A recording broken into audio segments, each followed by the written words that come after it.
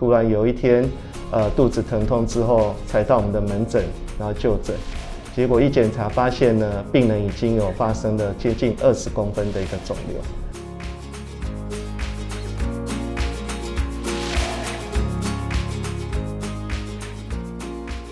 大家好，我是刘玉芝医师，欢迎叶明伦医师来到照护线上。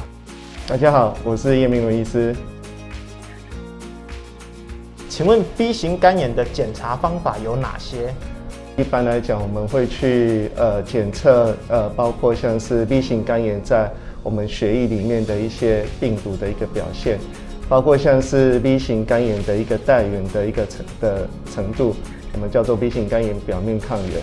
如果是一个 B 型肝炎表面抗原阳性的一个病患，那我们就是称它是一个 B 型肝炎带源者的话，那后续的话，我们就要去检测病人的包括他的E抗原跟E抗体。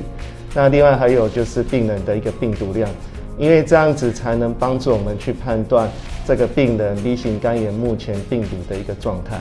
但是除了这一些病毒的检测以外呢，另外我们也要去检测病人的一些肝脏目前有没有受到损害，所以会去检测病人的一些肝功能的一个指数，包括像是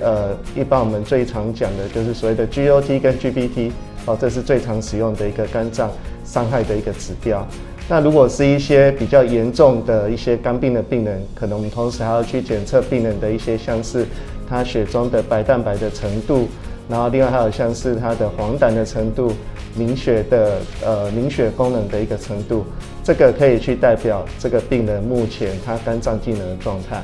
那这一些血液中的检测呢，可以帮助我们了解这个病人目前 B 型肝炎，还有他有没有因为 B 型肝炎而导致他的肝脏受到损害。那当然这只是血液方面的一些检测啦。除了这些以外呢，最重要的我们还必须要靠一些其他的检测，包括像是腹部超音波。那这个可以让我们去了解这个病人呢，第一个他有没有因为 B 型肝炎产生了一个所谓的肝脏一个慢性的一个纤维化甚至肝硬化的一个情形。那第二个超音波也可以帮助我们去看一下说这个病人有没有可能因为 B 型肝炎而导致产生了一个肝脏的一个肿瘤、肝癌的一个情形。那我想对一个 B 型肝炎的病人来讲的话，以上刚刚所讲的这些检查的方式都是必须要去做的。请问哪些状况会需要做肝脏切片？肝脏切片检查，我想对一个 B 型肝炎病人来讲的话，有时候也是必须要的。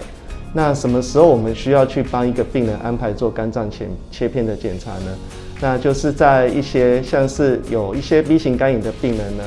他可能肝脏的一个功能的指数，像是 GOT、GPT 并没有明显的上升，可是它的病毒量是相当的高。那超音波底下呢，我们虽然可以去评估这个病人的一个肝脏纤维化的程度，但是我们没有办法很好的用超音波就可以去评估病人肝脏发炎的情形。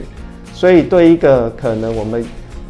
预期他可能会有一个肝脏发炎比较严重的情形，但是肝指数不高的情况下的话，我们会建议这个病人可能也要考虑接受一个肝脏切片的检查，因为这样子可以更准确的来告诉我们这个病人他的肝脏确切的发炎的情形是有没有到比较厉害的程度，以及他肝脏纤维化确切的一个程度。因为如果对一个肝脏功能、肝机能指数正常的病人来讲，如果他的切片检查起来仍然是有中度到严重发炎的一个情形，或者是已经有显著纤维化的情况下的话，那这个情况下会建议病人应该要考虑开始接受抗病毒药物的治疗。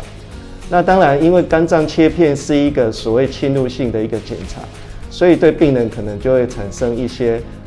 无法预期的一些风险，像是出血啊这一类的一个危险性。所以呢，目前对于所谓的肝脏纤维化的一个检查呢，我们可以用其他的一些所谓的非侵入性的纤维化的检查，像是 FibroScan 这一类的一个检测的一个工具呢，也可以告诉我们这个病人他目前纤维化的严重程度，来作为我们治疗这个病人的一个依据。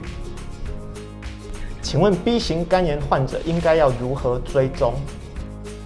我想我们必须要帮他区分为，第一个就是它是目前是 B 型肝炎什么样子的状态，大概会分成2类。第一类就是呢，如果它只是一个单纯我们所谓的 B 型肝炎的不活动带原者，就是肝指数正常，没有明显发炎，那也没有明显纤维化，病毒量低的这种状态。那这一些病人呢，需不需要追踪呢？答案是还是必须要的。为什么还是必须要追踪呢？因为这一类的病人，即使他目前没有发炎、没有纤维化，并不需要抗病毒药物的治疗，可是他仍然有微小的机会，可能会因为 B 型肝炎本身而导致肝癌的一个发生。所以对这一类的病人来讲的话，我们的建议是应该要每半年要追踪，包括血液的检测、血中的胎儿蛋白、肝癌的一个指数，以及腹部超音波，来监测有没有肝癌发生的一个风险。那至于对另外一类的病人，就是所谓的活动性 B 型肝炎病人来讲的话，如果是病人已经开始接受治疗，那我想每3个月我们会建议病人应该要接受所谓肝功能指数以及它的所谓的病毒量的一个监测，来判断说他目前接受治疗的一个疗效是如何的。那至于对肝癌的一个所谓的筛检来讲的话，也是建议每半年应该要做一次超音波的一个检查。那如果是一个比较严重纤维化的病人，甚至已经肝硬化的病人的话，那大概这个追踪的一个时程呢会更缩短，包括像是腹部超音波的检查，大概至少就是每3个月要做一次腹部超音波的检查，这样才能比较能够有效的去早期的发现可能发生的一个肝癌的一个风险。那这个案例呢，基本上它算是一个还蛮年轻的一个 B 型肝炎病人，不到40岁的一个病人。那主要是因为呢，突然有一天，肚子疼痛之后，才到我们的门诊，然后就诊。结果一检查发现呢，病人已经有发生了接近20公分的一个肿瘤。那后来诊断是确定是一个肝癌。那同时呢，我们也发现这个病人呢，有一个 B 型肝炎带源的一个状态。好奇之下，我们就问他说呢，那你之前难道都不知道自己有 B 型肝炎吗？那他告诉我的回答是说呢，其实他从小时候就知道自己是一个 B 型肝炎带源者，可是在过去呢几次的一个就诊的经验呢，医师都告诉他说，你只是一个单纯的带源者，肝功能指数都是正常的，那所以不需要做任何 B 型肝炎的一个治疗。结果呢，这个病人呢，他就误以为不需要做任何的治疗，就代表不需要做任何的追踪，所以呢，他就从此以后就没有再接受所谓 B 型肝炎的一个追踪。我想最重要的就是要告诉大家的就是第一个，只要是 B 型肝炎的带源者，不管你目前包括你的肝功能指数，甚至病毒量或者是肝脏纤维化的程度，其实都有风险，可能会因为 B 型肝炎本身而导致一个肝癌的发生。并不是说只有肝指数高或者是病毒量高的病人才有可能会产生肝癌，所以对于所有的 B 型肝炎带源者，我们都建议一定要持续的做 B 型肝炎的追踪，去监测肝癌的一个产生。感谢叶医师来到照护线上，我们下次再见，拜拜，拜拜。